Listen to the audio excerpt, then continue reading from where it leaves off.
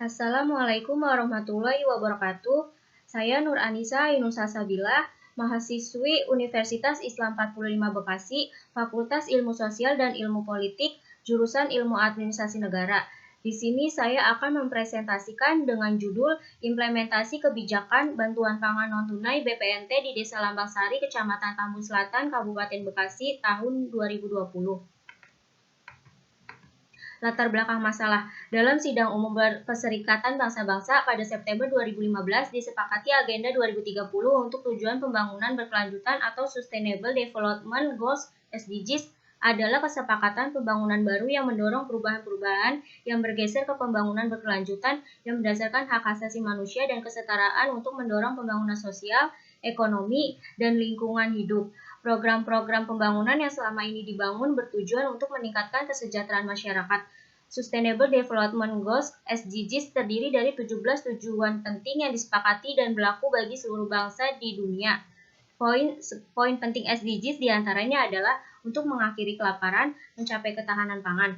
Ketahanan pangan adalah hal yang sangat penting dalam rangka tujuan pembangunan berkelanjutan untuk terpenuhinya pangan bagi rumah tangga masyarakat yang rawan pangan sampai dengan perseorangan, yang tercermin dari tersedianya pangan yang tercukupi baik jumlah maupun mutunya yang aman, beragam, bergizi, dan tepat sasaran.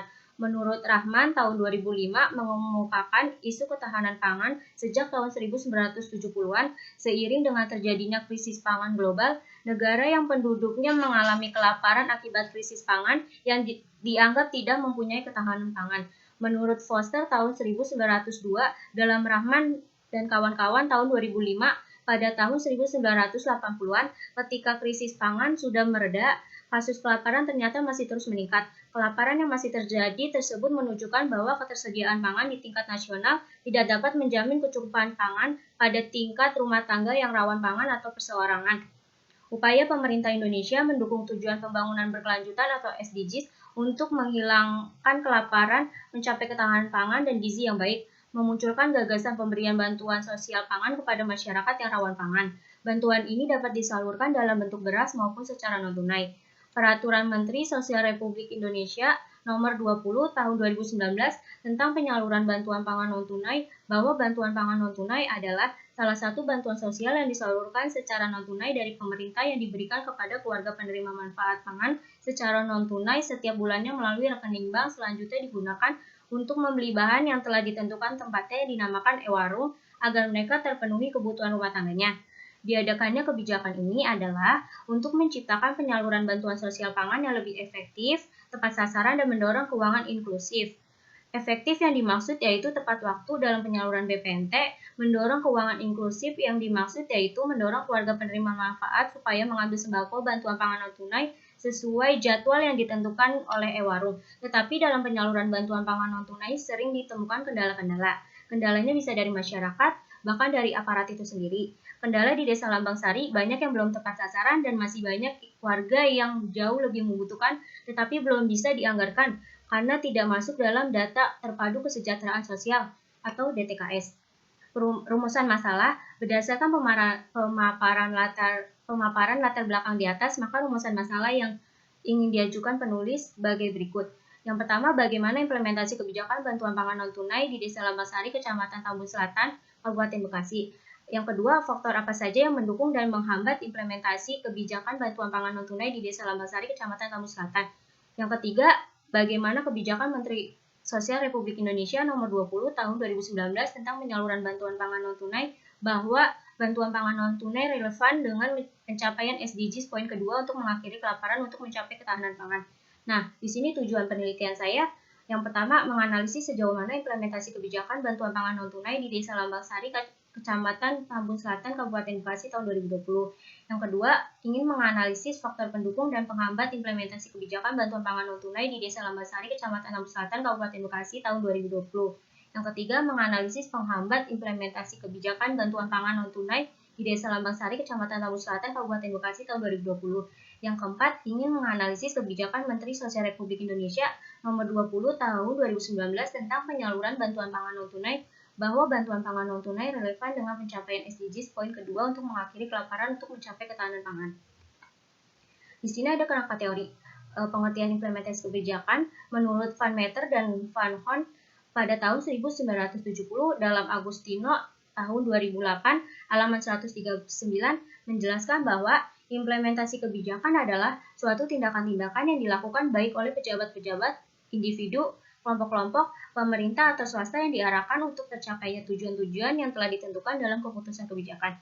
Menurut Merrill S. Grindle tahun 2006 halaman 167 menjelaskan bahwa implementasi kebijakan adalah keberhasilan implementasi kebijakan publik dapat diukur dari proses pencapaian hasil akhir yang tercapai atau tidaknya tujuan yang ingin diraih.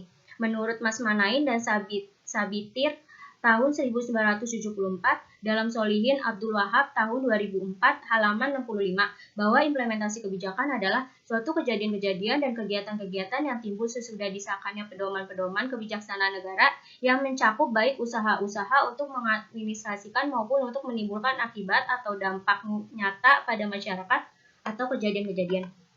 Model implementasi kebijakan. Keberhasilan implementasi menurut George C. Edward Romawi III pada tahun 1990 dalam Agustino tahun 2008 halaman 149 sampai 153 terdapat 4 variabel yang sangat menentukan keberhasilan suatu kebijakan, yaitu yang pertama komunikasi, yang kedua sumber daya, yang ketiga sikap atau disposisi, yang keempat struktur birokrasi.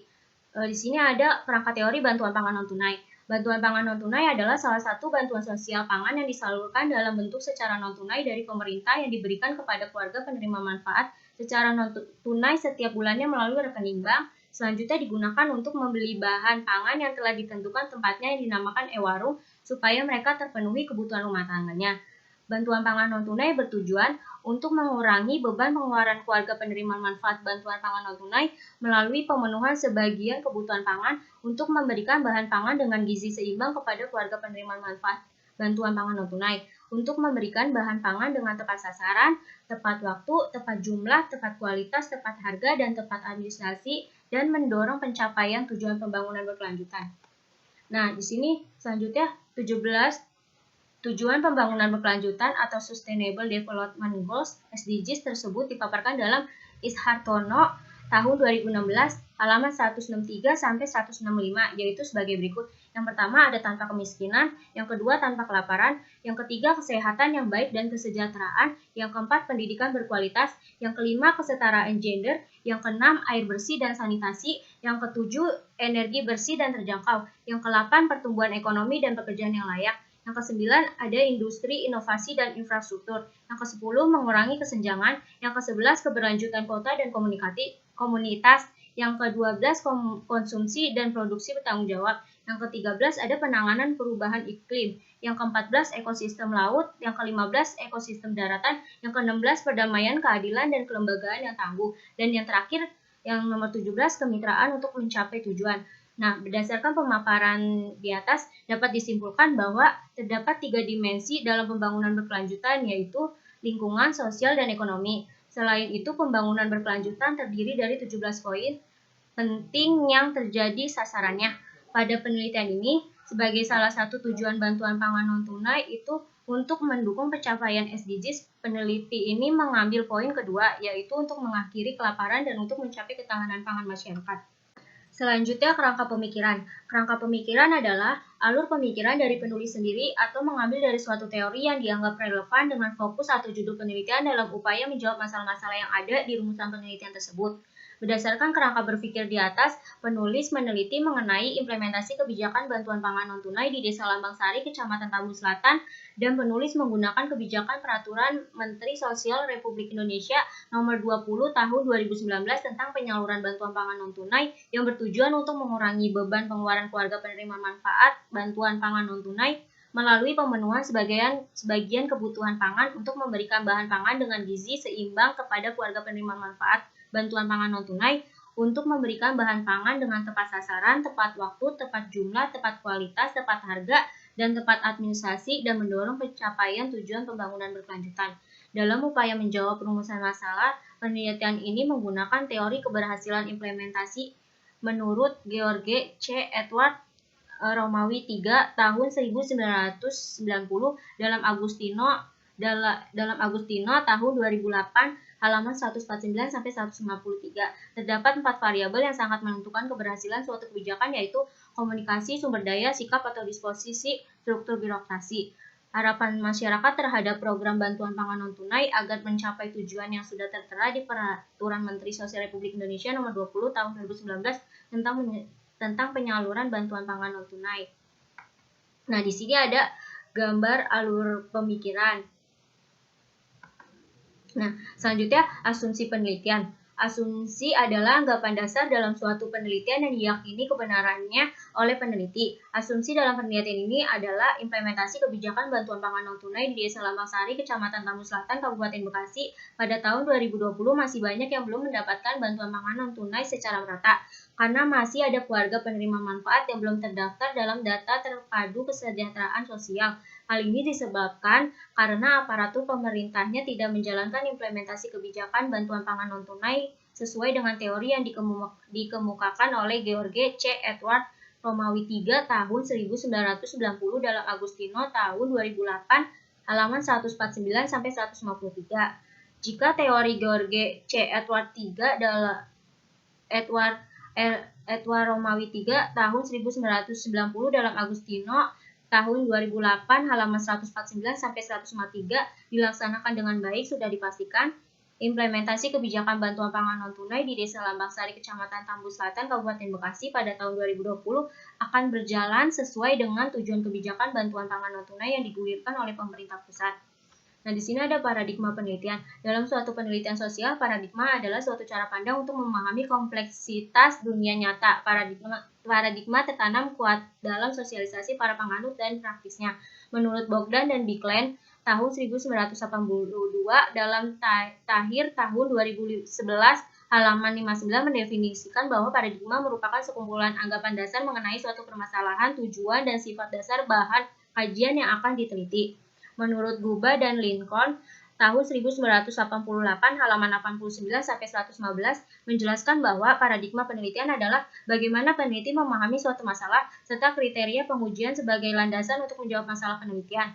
Menurut Littlejohn tahun 1992 halaman 30 sampai 34, paradigma terdiri dari 4 dimensi, yaitu sebagai berikut. Yang pertama ada epistemologi yang berkaitan dengan asumsi mengenai perihal hubungan antara peneliti dan yang diteliti dalam proses untuk memperoleh pengetahuan mengenai objek yang diteliti. Menyangkut teori pengetahuan yang melekat dalam perspektif teori dan metodologi dalam penelitian ini hubungan antara peneliti dan yang diteliti erat. Dalam paradigma konstruktivisme, peneliti dapat memasukkan pandangan atau nilai-nilai mengenai realitas yang sedang diteliti. Yang kedua, ada ontologis yang berkaitan dengan asumsi mengenai realitas sosial yang diteliti. Paradigma konstruktivisme menganggap bahwa realitas sosial merupakan kebenaran yang bersifat relatif atau subjektif. Yang ketiga, ada metodologis yang bersifat asumsi-asumsi mengenai bagaimana cara memperoleh data melalui berbagai pandangan masyarakat, karena dalam paradigma ini kebenaran akan realitas sosial tergantung pada subjek. Yang keempat, aksiologi yang berkaitan dengan etika dan pilihan moral peneliti dalam sebuah penelitian. Dalam paradigma konstruktivisme, hubungan peneliti dengan subjek dilakukan dengan cara interaksi yang aktif. Oleh karena itu, proses pengumpulan data dapat diubah sesuai dengan situasi dan kondisi yang ada. Bahkan masalah yang diteliti pun bisa berkembang di lapangan tergantung konteks. Paradigma yang digunakan dalam penelitian ini yaitu paradigma konstruktivisme. Paradigma ini memandang ilmu sosial sebagai analisis sistematis terhadap socially meaningful action melalui pengamatan langsung dan terperinci terhadap pelaku sosial yang bersangkutan menciptakan dan memelihara atau mengelola dunia sosial mereka. Menurut Hidayat, pada tahun 2003, paradigma konstruktivisme adalah memandang ilmu sosial sebagai analisis sistematis terhadap tindakan yang bermakna secara sosial melalui pengamatan terhadap objek sosial dalam setting keseharian tanpa ada yang ditutup-tutupi, sesuai dengan realitas di lapangan untuk memahami bagaimana mereka menciptakan dunia sosialnya. Peneliti ini menggunakan paradigma konstruktivisme dalam penelitian ini karena dengan paradigma konstruktivisme ini peneliti mampu melakukan analisis melalui observasi langsung terhadap implementasi kebijakan bantuan pangan non-tunai di Desa Lambang Sari agar mampu memahami dan menafsirkan bagaimana implementasi kebijakan bantuan pangan non-tunai BPNT tersebut dilakukan, sehingga hasil penelitian yang dihasilkan kaya akan diinformasi dari pihak-pihak yang memahami topik penelitian ini. Metode penelitian. Metode penelitian adalah cara yang digunakan oleh peneliti dalam proses mengumpulkan data penelitiannya. Untuk mengetahui implementasi kebijakan bantuan pangan non-tunai di Desa Lambang Sari, Kecamatan Tambun Selatan, Kabupaten Bekasi yang sesuai dengan rumusan masalah dan tujuan penelitian, maka dalam proses penelitian ini menggunakan metode penelitian kualitatif dan penelitian untuk masalah-masalah yang aktual yang sedang terjadi dalam kehidupan masyarakat. Menurut MZIR tahun 2012 halaman 3, penelitian deskriptif kualitatif adalah data-data yang diperoleh dihimpun dari informan baik lisan maupun dikumpulkan dan disajikan dalam bentuk kalimat-kalimat. Penelitian ini bersifat penelitian lapangan di mana peneliti terjun ke lapangan dengan melakukan observasi secara langsung dengan cara wawancara terhadap narasumber. Desain penelitian yang digunakan dalam penelitian ini yaitu desain studi kasus. Menurut Creswell, pada tahun 1988, studi kasus merupakan jenis pendekatan yang digunakan untuk menyelidiki dan memahami sebuah kejadian atau masalah yang telah terjadi dengan mengumpulkan berbagai macam informasi yang kemudian diolah untuk mendapatkan sebuah solusi agar masalah yang diungkap dapat terselesaikan. Menurut Yin, tahun 1981 menjelaskan bahwa studi kasus adalah suatu inquiry empiris yang menyelidiki fenomena di dalam konteks kehidupan nyata bila mana batas-batas antara fenomena dan konteks yang tidak terlihat dengan jelas dan di mana multisumber bukti dapat dimanfaatkan. Menurut Bogdan tahun 1990 dalam Endang Komara tahun 2012 halaman 19 mendefinisikan bahwa studi kasus adalah sebagai kajian yang rinci atas satu latar atau satu peristiwa tertentu. Peneliti mengambil studi kasus karena penelitian hanya difokuskan pada satu fenomena saja yang dipilih dan ingin dipahami secara mendalam dengan mengabaikan fenomena-fenomena yang lainnya. Satu fenomena tersebut dapat berupa suatu program, suatu proses, suatu penerapan kebijakan, suatu konsep, kegiatan, peristiwa, atau sekelompok individu yang ada pada keadaan atau kondisi tertentu. Selanjutnya, teknik perolehan data. Menurut Sugiono tahun 2009, halaman 308 menjelaskan bahwa teknik pengumpulan data adalah langkah yang paling strategis dalam penelitian karena tujuan utama dari penelitian ialah mendapatkan data. Pengumpulan data dalam penelitian kualitatif ini dilakukan pada kondisi yang alamiah, yaitu yang pertama data primer, wawancara mendalam sama observasi. Yang kedua data sekunder. Untuk mendapatkan data sekunder peneliti menggunakan cara yang pertama studi kepustakaan sama observasi. Teknik perekrutan informan. Dalam penelitian ini, teknik perekrutan informan yang digunakan ialah teknik proposisi sampling. Adapun informannya yang dipilih yang pertama kepala desa Lambang Sari, yang kedua pekerja sosial masyarakat PSM, yang ketiga RT, yang keempat RW, yang kelima keluarga penerima manfaat bantuan pangan non tunai di desa Lambang Sari. Teknik analisis data menurut Miles dan Huberman tahun 1992 dikutip Sugiono tahun 2010 mengemukakan bahwa terdapat 3 langkah dalam analisis data, yaitu reduksi data, display data, penyajian data, sama penarikan kesimpulan. Goodness dan quality kriteria penelitian. Uji keabsahan data penelitian, objektivitas dan kebenaran menjadi 2 hal yang sangat penting dalam tradisi penelitian. Pertama dan yang utama, peneliti kualitatif lebih berusaha untuk mencari kepercayaan yang didasarkan pada koherensi, kegunaan instrumental dan pengetahuan, serta berdasarkan pada sesuatu yang dapat dipercaya. Keabsahan data pada penelitian ini ditentukan dengan menggunakan kriteria dependabilitas. Uji dependabilitas pada penelitian ini dilakukan oleh dosen pembimbing dengan mengaudit keseluruhan aktivitas peneliti, mulai dari menentukan fokus penelitian, menentukan sumber data, melakukan analisis data, melakukan uji keabsahan data, dan sampai membuat kesimpulan. Trustworthiness menurut Sugiono tahun 2014 halaman 270 uji keabsahan data yang dapat dilakukan. Yang pertama uji kredibilitas.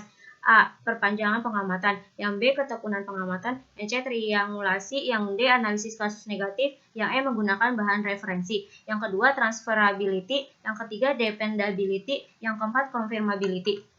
Otentisitas adalah kriteria mengacu pada keaslian dari hasil penelitian dengan harapan temuan penelitian benar-benar merupakan refleksi autentik dari subjek penelitian. Ada 3 kriteria otentisitas. Ontological authenticity adalah meluaskan konstruksi personal. Educative authenticity adalah mengarahkan untuk memahami hal yang lainnya. Dan statistical authenticity adalah sejauh mana hasil penelitian bisa menciptakan atau mematahkan hegemoni atau mengubah kondisi yang sudah ada sebelumnya. Penjelasan di atas dimasukkan pada penelitian ini ialah bahwa penelitian ini merupakan keaslian dari pemikiran peneliti untuk membahas tema penelitian mengenai implementasi kebijakan bantuan pangan non-tunai BPNT di Desa Lambang Sari, Kecamatan Tambun Selatan, Kabupaten Bekasi. Dalam tahapan penelitian dan pencarian data dilakukan peneliti untuk menganalisis bantuan pangan non-tunai yang dapat dibuktikan dengan hasil-hasil penelitian yang dituliskan pada laporan penelitian ini. Dengan begitu, penelitian ini merupakan jawaban atas studi penelitian kualitatif yang dapat dipertanggungjawabkan, serta peneliti menyampaikan hasil laporan penelitian yang bersifat apa adanya atas temuan yang terjadi di lapangan. Tempat dan waktu penelitian. Kantor Kepala Desa Lambang Sari, Kecamatan Tambu Selatan, Kabupaten Bekasi. Adapun pelaksanaan penelitian dilakukan selama 4 bulan, yaitu pada bulan Oktober 2020 sampai dengan bulan Januari 2020. Ini ada jadwal penelitiannya. Keterbatasan penelitian. Penelitian ini memiliki keterbatasan terdiri dari 3 bagian mengenai paradigma, metodologi, dan teknis, yaitu sebagai berikut. Yang pertama, keterbatasan paradigma. Di sini, penelitian ini menggunakan paradigma konstruktivisme, di mana peneliti melihat realitas sosial berdasarkan pengalaman secara individu. Keterbatasan penelitian ini dalam paradigma konstruktivisme yang digunakan pada konteks penelitian ini ialah data yang dihasilkan dalam penelitian ini akan bersifat subjektif, sementara data dalam sebuah penelitian harus bersifat objektif. Yang kedua, keterbatasan metodologi. Keterbatasan penelitian dalam metodologi penelitian kualitatif ini memiliki kekurangan, salah satunya hasil penelitian bergantung pada kemampuan dan pengalaman peneliti. Adanya kemungkinan perubahan perilaku dari objek yang diteliti dan tidak ada prosedur standar dalam penelitian. Peneliti harus dapat menerjemahkan ke dalam bahasa yang bisa dimengerti oleh pembaca agar mampu memberikan pemahaman yang efektif serta efisien. Yang ketiga, ada keterbatasan teknis. Keterbatasan penelitian dalam teknis pada penelitian ini pada sistematika penulisan yang masih seringkali salah, pemilihan kata yang kurang tepat, penggunaan huruf kapital yang belum sesuai, dan penyesuaian daftar pustaka yang kurang sempurna. Di sini ada daftar pustaka dari buku, jurnal, produk hukum, website. Sekian presentasi dari saya, kurang lebihnya mohon maaf yang sebesar-besarnya. Wabillahi taufiq wal hidayah. Wassalamualaikum warahmatullahi wabarakatuh.